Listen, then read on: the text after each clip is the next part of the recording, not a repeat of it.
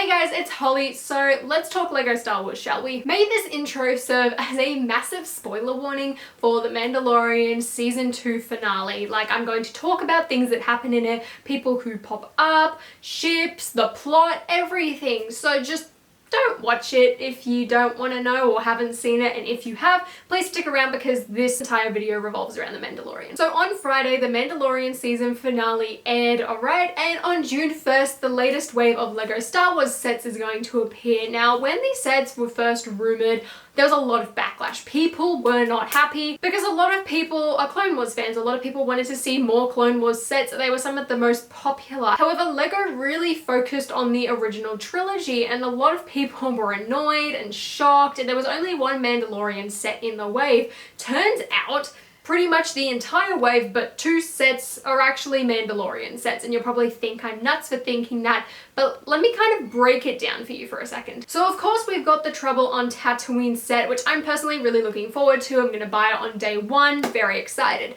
Another set that I'm personally really looking forward to, but a lot of people were angry about, is Luke's X-Wing, and a lot of people think it's way too early, and I kind of agree to some extent, but there's a reason that I think Lego has done this. Another set we're going to be getting is a TIE Fighter, and then later on in March we are also getting an Imperial Shuttle. So all of these sets are based around the original trilogy. I mean, we're also getting the 2 microfighters, which are definitely based around the original trilogy, because they've got like Han Solo, the Tauntaun, and Luke, and the Empire Strikes Back, and the New Hope. We all know that. But taking a look at the X-Wing, the Imperial Shuttle, and the TIE Fighter specifically, they're Mandalorian sets, if you really think about it. I know that the minifigures are all coming from the original trilogy, but in the Mandalorian Season 2, firstly, we got a glimpse at the TIE Fighters. They've been in it quite a lot, they're swooping along. We also saw how the TIE Fighters fold up, which personally I found really interesting, and just, it's not really related to the Lego set at all, but it's just something I wanted to talk about. I didn't know that they folded. Was I missing something, or was that new? Anyway, so we firstly got a TIE Fighter that were featured a lot, and then in the final episode, the season final,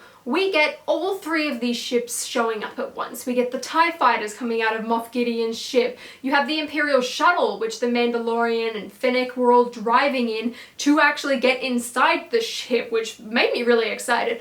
Besides the CGI, I think that was kind of dodgy. I've worked in visual effects, okay? I can comment on this stuff. And then also, much to everyone's surprise, at the very end, we saw Luke's X-Wing, and this just shocked me for a number of reasons. Firstly, Luke's X-Wing, Luke Skywalker, that whole situation just once again, CGI looked very dodgy. Don't look at his top lip, otherwise it will really throw you. So pretty much, you take all of these ships plus the Trouble on Tatooine, and you have 4 ships that are all related to the Mandalorian. If you think about it this way, when the Slave 1 appeared, that 20th anniversary Slave 1 just sold out like that. I was so annoyed because ours had pretty much been gone for a couple of months at this point, and I came very close to ordering it in October and like September, back when Amazon had its Prime Day sale, because it was majorly on sale in Australia, and I was ready to pounce on that. Unfortunately, it sold out and I missed out, and now of course I really want it because it was in the Mandalorian. And so are all 3 of these ships. I cannot tell you how fast Luke's X-Wing and the Imperial Shuttle specifically are gonna sell out now. I mean, specifically the Imperial Shuttle, when that comes out in March, that's gonna be gone. So yes, while they are original trilogy sets, I think Lego picked these 3 vehicles specifically because they were in Season 2. Now, this is completely like a conspiracy. This is just my thoughts and my assumptions, this like whole story that I'm about to tell you. But basically, we all know that we didn't really get any Mandalorian sets last year. All we got was the Walker, and that was it. We didn't see the Razor Crest until April, and even then it was released in September, and I imagine that's purely to protect the fact that the child as a minifigure is in it. That was a big spoiler in Season 1, even though it happened in the first episode and pretty much everyone knew about it. Disney wanted to keep that fact a secret, so they probably didn't tell Lego until the season had started airing in November. So under that assumption, I'm guessing that Disney doesn't trust Lego enough to tell them what's happening, hence why we didn't get Cobb Vanth in the Trouble on Tatooine set. If that set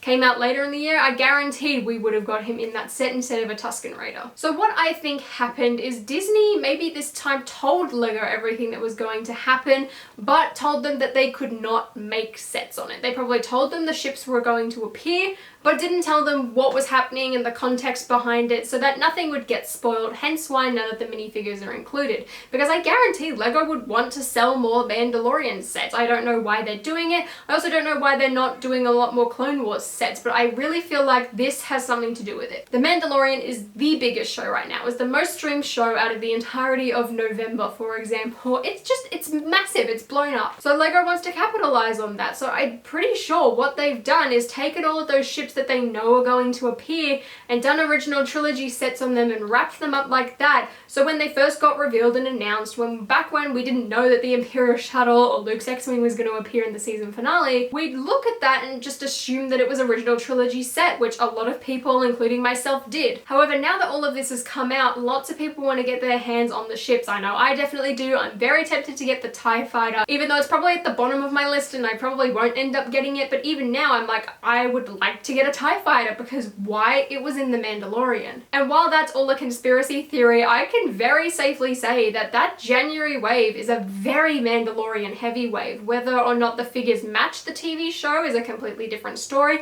but the ships themselves all appear out of The Mandalorian. Yes, in all of the sets we're getting original trilogy minifigures, which I know quite a lot of people are upset over. I'm personally really excited.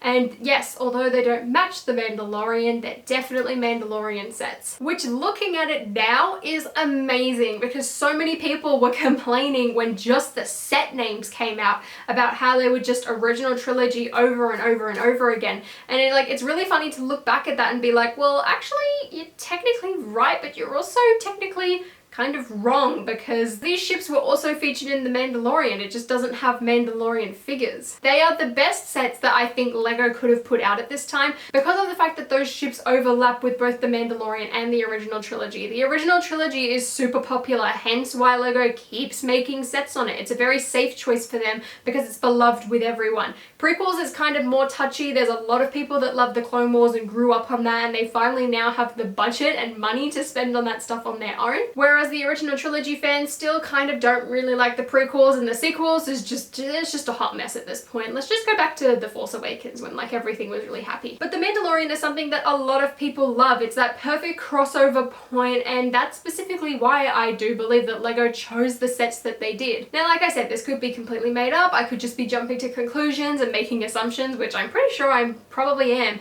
but I'd love to know your guys' thoughts. What do you think about that whole situation and the possibility that LEGO knew about this, which is why they chose the sets? I really do think that could be a thing, and honestly it's making me even more excited for the winter wave. I cannot wait. I was already really excited to get the Imperial Shuttle, but I am even more excited now. I mean, the figure selection isn't that hot, but I just want the ship at the end of the day. That's all I care about. So let me know your thoughts on the sets and this situation in the comments below. Do you think I'm right, or do you think it was just plain luck? Because I honestly think the fact that all three of them have overlapped, that cannot be coincidence. But I'd love to know your guys' thoughts. And if you enjoyed this video, please give me a thumbs up and consider subscribing to my channel down below. And until next time, guys, I'll see you later.